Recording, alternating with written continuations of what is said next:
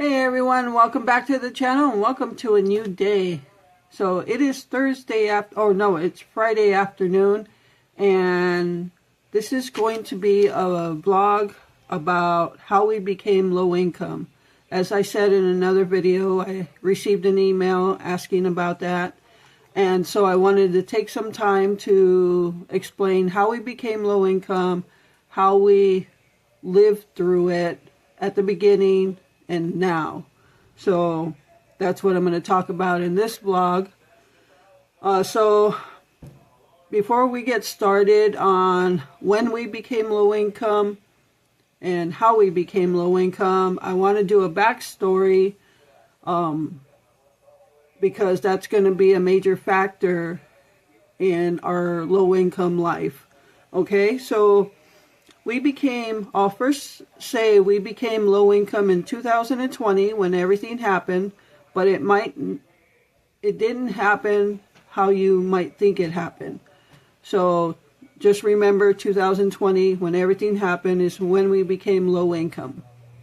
Now let's go back to get a backstory in 2011 when we bought our house, because that process is a major factor in how we were able to survive and are able to survive today on low income. So let's go back to 2011 is when we bought our house. Now, as we were house hunting, back then we were approved for like $100,000, but it doesn't mean you have to spend that $100,000. So I was the only one bringing in an income. So my income at that time in 2011 was approximately $30,000. At that time, Glenn was already disabled, so he wasn't working, but he was not receiving disability either. He never received disability, so keep that in mind. And that's a whole nother story as to why he didn't receive disability. That's a whole nother video. But just know that my income was the only income we were bringing in. And so when we were house hunting, we had discussed, because we had fears of taking on a mortgage, and our biggest question to ourselves was, what if I lose my job? With being the sole income, what if I lose my job? How would we be able to pay a mortgage if I had a lower paying job? What would be the mortgage we could afford on a lower paying job? So that becomes a big factor when we became low income. So when we discussed it before we decided on a house, is based on what I was making, and if I lost my job and had to take a lower paying job, I believe the amount we agreed on for a mortgage payment was $600 to $650. We felt that with a lower paying job we could do that. So when you're hunting for a house to purchase, if you're making this much money, it doesn't mean you have to take a high mortgage, because you have to factor in, what if something does happen? What if I lose my job? How are we going to pay that mortgage? So our biggest fear was, if I lost my job, it would mean we lost the house. And then where would we be? As far as where would we live? So that was the best thing we decided, was to take on a lower mortgage, meaning a lower costing house. Okay, so we had this in mind. And then, so now we're house hunting, and most of the houses were like $99,000 and didn't give you much as far as a garage, a yard, or anything. The house we bought, which is where we are living now, we came across this house and another house were about the same price range, right around The other house we were looking at was $70,000. We were going to use my VA, my veterans benefit, to buy the house. So we knew we would not have to put any money down. But the other house that we were looking at did not accept VA loans, which we were highly disappointed in. But as you know, everything happens for a reason. And it did, because if we would have bought that house, we love this excuse me. We love this house, this property. We're so happy we did not get the other property. So everything happened for a reason. So we looked at this house twice. The first time, and that's again a whole nother story. I'm not going to get into that. We're talking about how we survived our income. Okay, so the second time we looked at this house, the price had dropped $20,000. So the person was selling it for like $90,000, and it did not sell. Half-acre lot, and many of you, if you haven't seen the videos with our backyard, our garage, go back and look at that, because how we got this house for that price is amazing. So $90,000 was the first price, and then they dropped it down. When we were looking at it for the second time, they had dropped it down to $70,000. And we jumped on it right away. We took another look at the house, the property, the garage, everything. And we jumped on it right away. We weren't going to mess around with it. We offered full price at the $70,000, and we were in a little war with someone else who wanted the property, but I'm guessing they didn't offer the full price. So they accepted our offer right away. So we got this house for $70,000, and our mortgage at that time, keep in mind we wanted our mortgage no more than $650. If we could keep it down to $600, that would have been great. So our mortgage came out to just under $600. It was like $5 something. So we were very happy about that. We could do that if I lost my job and had to take on a lower paying job. So that was set. We got the house. Okay, so that becomes a factor. Fast forward to 2020, when everything happened. You know what happened in 2020. So at that time I was making more money than when I bought the house, because I had been at that job for a long time now, and I made good money in 2020. I worked in manufacturing, and I was in leadership, and I worked around 100 people a day.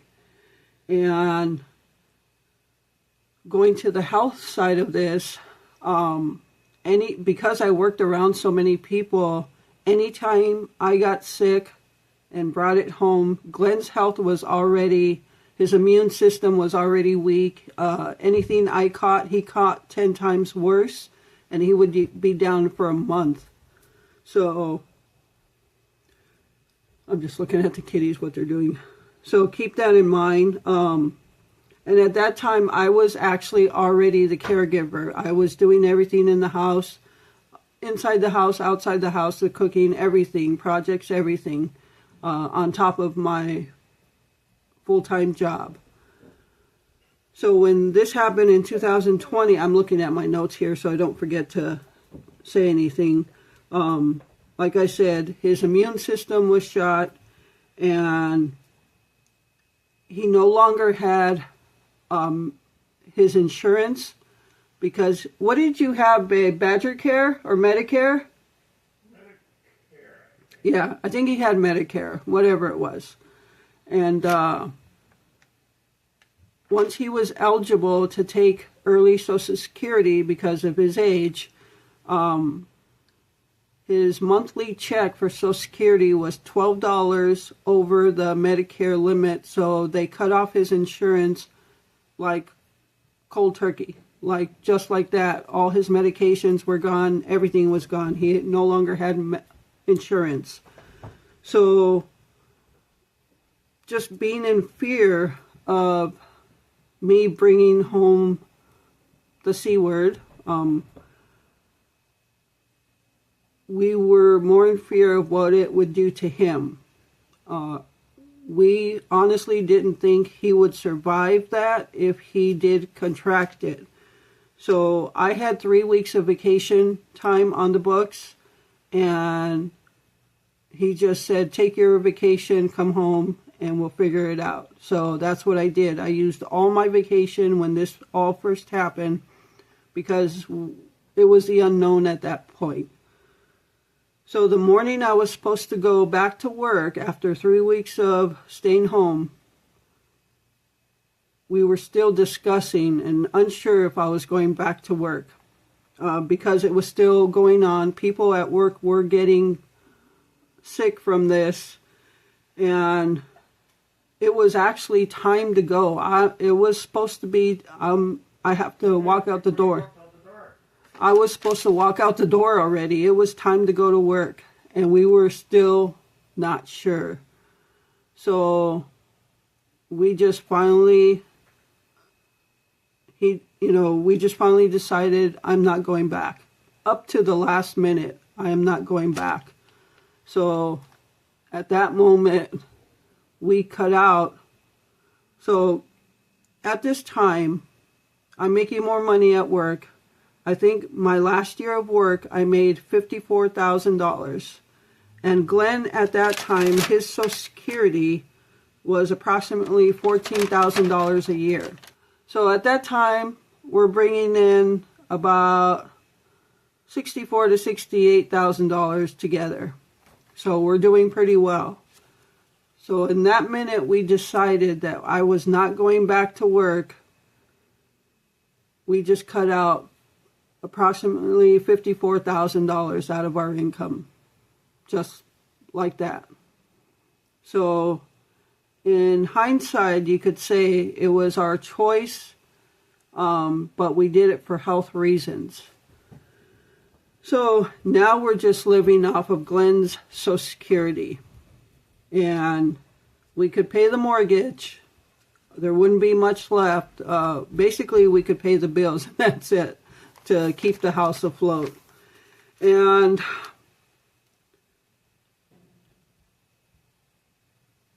so at that point, I quit, and now I'm full-time caregiver, not paid. I never got paid for being a caregiver.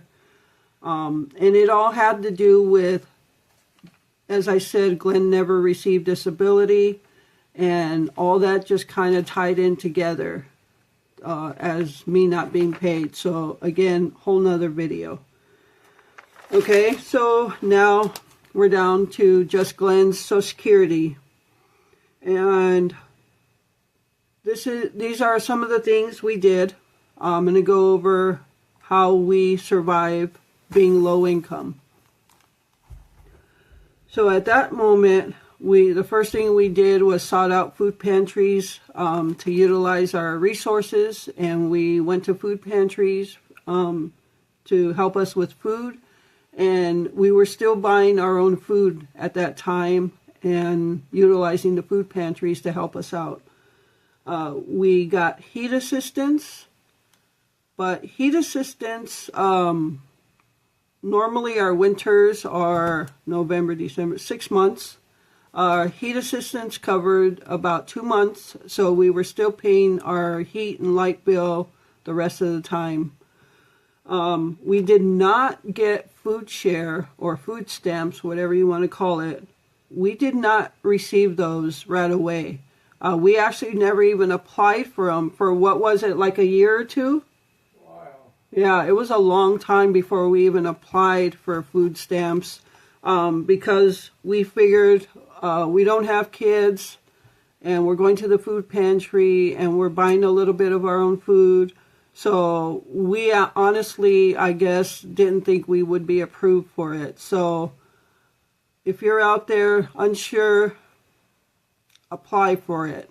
Apply to use all of your resources, whether you're unsure that you would be approved or not. Just apply for them because you never know.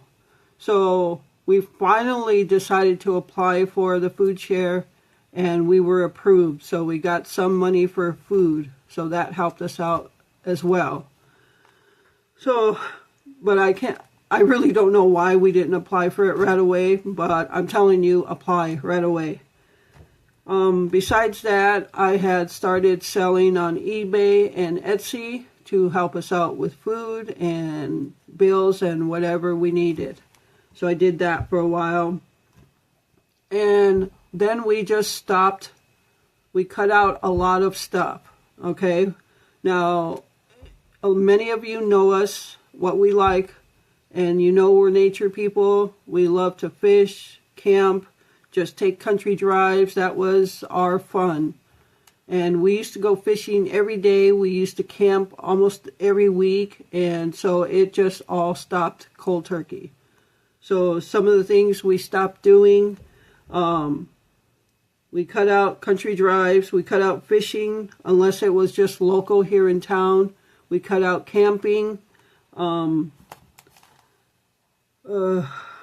We went into a mentality mode of need versus want. If we wanted a certain food, a snack or what, we were in that mentality, do we need it or do we want it? If we don't need it, then we're not getting it. So we went into that mentality really quick. We stopped getting takeout food. So I started buying more store brand name foods, but that could go either way because some store brand foods taste better than brand name. Some brand name tastes better than store. So don't think you have to eat awful tasting food because you're in a bind or, whatever. So we did all of that. We also, now our belief, and I believe this wholeheartedly, is everybody needs a mental escape. Because if you don't have something that makes you happy, something you can do in the house, a little hobby or something just to take you away from reality, if just for a little while. If we wanted something for that hobby, we would have to sell something of our own. So now keep in mind, we have a lot of the stuff we have right now, we had before we went low income. So just keep that in mind, because when I first started making food pantry videos, and we have a converted cargo trailer for camping, and I had gotten comments like, oh, you can go to food pantries and get this and that, but you sure have a nice expensive cargo trailer. So keep in mind, we had that way before we became low income. So just... And it was built free. Yeah, we didn't pay for we paid for materials, but we didn't pay for the building of it. So just, keep in mind, people have things before situations happen. So just hold on to your negative comments until you know somebody's story, okay? So we sold stuff so we can have, as long as it didn't take away from our household money, food money, or whatever. Like I would sell something if I wanted something else. Glenn sold a lot of he had big hobbies in the past. He had stuff and he sold it so he could take on another hobby. But that was all a mental relief for him and I, because you can easily go into a depression if you don't have something to just relax your mentality, ease your mind, even for a little while out of the day. You really can go into a dark place. So please keep that in mind. So now we still don't go fishing like we used to. We cut that out a lot. We go mostly in the springtime, but we don't go as much as we used to still. We don't. We went, twice last year? Yeah, I think we went twice last year. And camping, nowhere like we used to. We used to go every week almost. And then we went once or twice once everything happened, and then we didn't go at all another year, and I think last year we went once. So we cut out a lot of what we used to do. We cook at home more. We don't eat out a lot. We cook at home. I'm not saying we're perfect and we never eat out. We're human. So, but we just don't do it like we used to. And we don't eat nothing fancy. Yeah, we don't need anything fancy either. If you watch my videos, you can see we do a lot of simple cooking, budget cooking, it goes with our simple life. That's just the way we are. And you won't see us buying steak every week or every month or, stuff like that. So, yeah, we don't go on drives, country drives, not like we used to. Sometimes in the summertime we go for a local drive through the woods here in our town, or the Lake Michigan. But if it's out of our town, and if we think it's just going to cost too much gas, we don't go. But sometimes you just have to give yourself a break. It's kind of like a mental reset. Take a drive if you want to, and then come back. And then at least you're already going through enough with being low income and having to cut out all this and this. Every now and then, just give yourself a break. Okay? That's all I can say. That's mentally, that's gotten us through. We cut down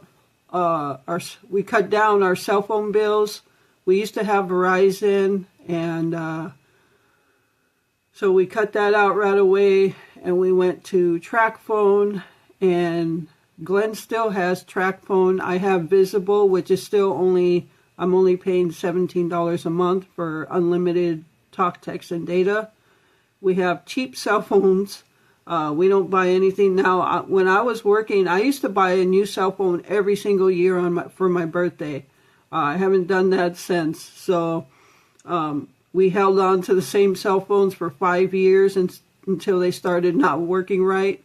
And Get your hand-me-down. yeah, Glenn usually got my hand-me-down. So if I bought a different phone, I would pass mine on to him, and then he'll use that. So when I went to Visible Wireless last year, or this past summer, I think it was, I bought one of their phones, but it was only like $90 because my current phone wouldn't work with their service, so I had to buy one of their phones. So it was only $90, and they give me credit back every single month for a year until that's paid off. So technically, they're actually paying me back for it. So we changed our cell phone plans. We changed our cell phones that we bought. Home Wi-Fi, we changed that to whatever's cheapest at the moment. At the time, Spectrum was the only game in town for Wi-Fi and, all that. We cut out cable right away, too, so keep that in mind. Shut off our cable. We went to a streaming service, got a Roku, and all that good stuff. So home Wi-Fi, Spectrum is pretty expensive, and so there was a program while all this was going on. It was the affordable connectivity thing, and it did knock some off our home Wi-Fi bill, but then that ended, and so what we do is when we get a thing in the mail or whatever for a plan that's going to be lock-in price for 2 years or whatever, we'll go with that. And then once that 2 years is up, we start searching. And now TDS, a fiber optic company, is in town, and they're giving Spectrum a run for their money because a lot of people jump ship. So we didn't jump ship from Spectrum to TDS right away, but when Spectrum started raising their prices, so we got one of these promotional deals in the mail from TDS. So now we're paying for TDS $45 a month for home Wi-Fi, and that's fiber optic. So you always have to search for cheaper plans. You may not like it, but sometimes you have to do what you got to do. So, in the summertime, I even went down to how many times I cut grass a month. If the grass didn't, if it wasn't a fast-growing summer, then I would only cut grass, what was it, I think it was once every 2 weeks I cut grass, because, you got to put gas in your riding lawnmower, and we need one for cutting our grass. And so I only went down to once every 2 weeks, but last year it grew so fast all summer long. So I tried to let it be, but it just grew so fast. And then food, you just got to make a food budget, plan your meals, make a food budget, and try to stick to it. So those things have worked for us. Yeah, we don't buy clothes. Well, we have in the past year or so, but Glenn, he buys a pair of shorts I think it was 8 years before he bought one. They were torn, and so yeah. Sometimes if we can, we'll just give ourselves a little allowance to buy what we need. If I need shoes or clothes, or in the winter, it gets so dry in here because we don't have a humidifier, but my skin on my hands start to crack open and they bleed. So I get Aveeno is about the only thing that works for me. So that keeps my skin from cracking open in the winter. So if we give ourselves a little allowance, I buy my Aveeno. So I'm sure to have that all winter long. I tried to go with just any lotion to help my skin in the winter time. It just didn't work. I went to the Dollar Tree. I figured, well, I'll just go cheap and buy that. It just didn't work. So sometimes you do have to buy yourself things that work for you, so your skin's not breaking open. I used to have bloody knuckles and fingers all winter long because I do all the cooking and cleaning the dishes and stuff. So my hands were constantly running under the water. So yeah. So those were some of the things, pretty much what has gotten us through being low income. And we're doing a little better now because his Social Security, now we still only live on his Social Security and whatever I make on YouTube. And believe me, it's not enough to say we're on our own now. So his Social Security has gone up since then, but not by much. So we no longer utilize the food pantries because, as I said, we're doing a little better, but we actually still live below the poverty level. We are still considered low income. We live below the poverty level. But if we can buy some food, and we utilized the pantries for a long time, and I saw that we were able to buy our own food, and then so I decided to not go to the food pantries anymore because I noticed they were starting to get lower on food. It's an up and down thing. Sometimes they have food, sometimes they don't. But I decided that we'll just leave it for those that really do need it. There were times that the milk was on the last one and they were going to give it to me, and I just said no, just give it to, because I knew the person in back of me, I heard him talking about that he has kids and he needs milk, so I just said just give it to him. Because I knew we could scrape up if we absolutely didn't have money, we could scrape up the money. I always keep a piggy bank.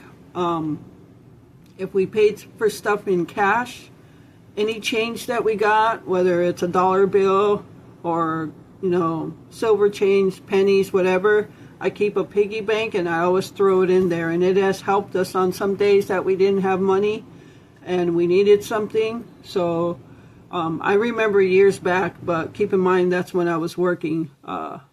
I had a piggy bank going, and we saved over $300 in that piggy bank. So I have a piggy bank now that if we do spend, use cash to buy something, I'll throw the change in there and just leave it alone. So that helps too. So you might not think it's a big thing right now, but in the long term, it could help you. So do that. I think that's pretty much that has gotten us through, and you just have to do what you have to do, But things are. Yeah, we don't. The vehicles are given. We don't buy new vehicles, obviously. We have had to change vehicles since we become low income, but we sold one vehicle because we had a vehicle, and then we knew we were going to need another vehicle, a different vehicle, so we sold that one and put it towards getting a different vehicle. And we actually took a little bit of what we had saved up from when I was working and put that together and bought another used vehicle. So we never spent a lot of money on used vehicles. So our vehicle right now, our truck, is a 2003. So it's pretty old now. She runs good, and so hopefully she'll continue to run good.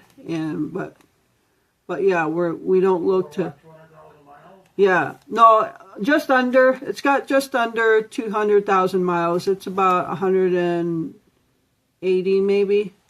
So yeah. So I hope this helps somebody. As far as things you have to do when you become low income, those of you that are looking to buy a house, factors to take into consideration.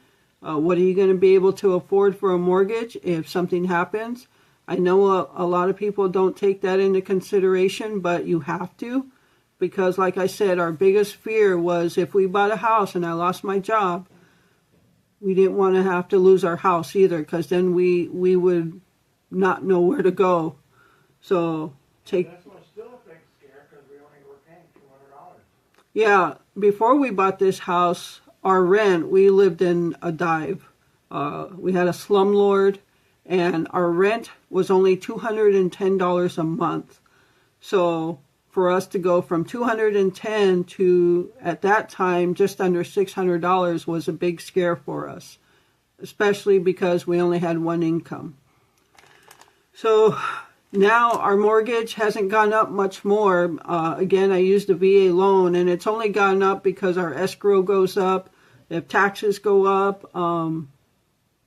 Like this year, we have to pay into our taxes, our property taxes, but we escrow everything. But there wasn't enough in the escrow because earlier in the year, and I don't know if they take from insurance to help out taxes or vice versa, but we had to change homeowners insurance earlier this year, and it costed more than our past insurance.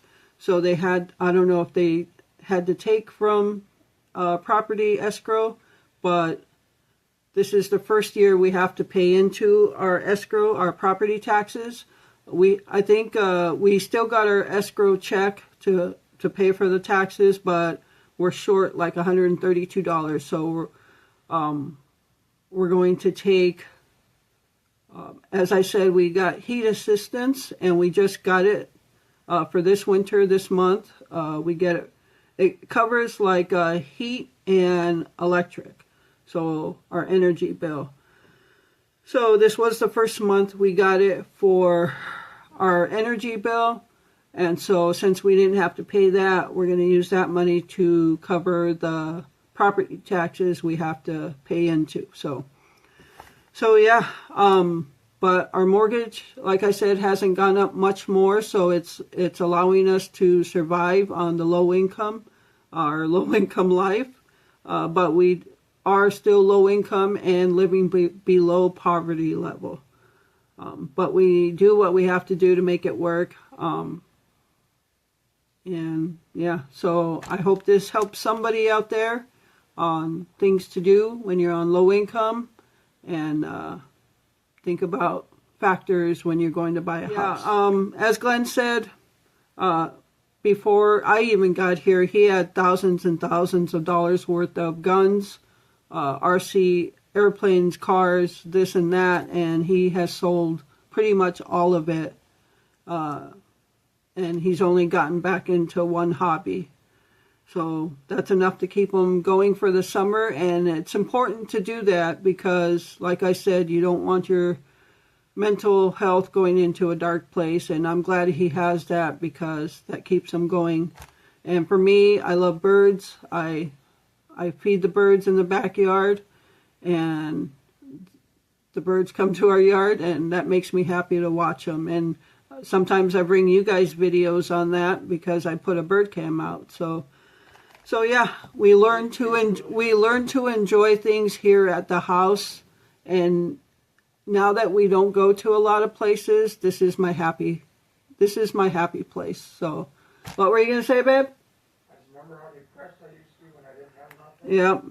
So Glenn used to get depressed when he wasn't into a hobby or anything, and him having the hobby now helps him through the winters, because that's the other thing I didn't mention is Glenn doesn't go out in the winter because he is disabled and he's afraid of falling, getting in and out of a vehicle. He fell in the springtime and he was in bed for like 1 or 2 months. Yeah. So we don't go out in the winter, so that helps us save on gas. I go out just to run errands, but we don't actually have a recreational thing we go out to in the wintertime. So once he comes in for the season, he's in until spring, and that helps us save gas, actually. So I only have to put gas in the truck once a month. So yeah, again, those are the things we do to survive a low-income life, and I won't go without mentioning all of you who have helped support this YouTube channel, because without you watching the ads and supporting this channel, I wouldn't have a YouTube income to help us out. So I don't get like a big income from it, but from what I do get, it helps us out.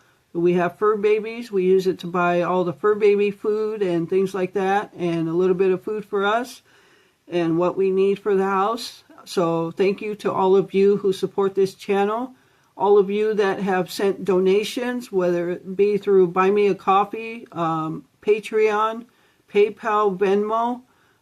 That has helped us significantly along the way, and we appreciate you so much. And those of you who send us friend mail, snacks and gifts and food deliveries from Walmart, and gift cards to Quick Trip for gas or whatever. We use the Quick Trip card for gas, and so thank you to all of you. I don't want to forget any of you by not mentioning it, so I hope I mentioned everything. And just the Christmas cards we get and cards we get throughout the year, and the emails just keep us going. So thank you so much to all of you for supporting our YouTube channel and helping with donations and things like that. I put a community post out, but in the post, I'm not sure if everybody said it or read it, but going forward in my descriptions, all the links will be in there, but I'm also writing a different description to show how much we appreciate what we have in our low-income life. I feel we're blessed.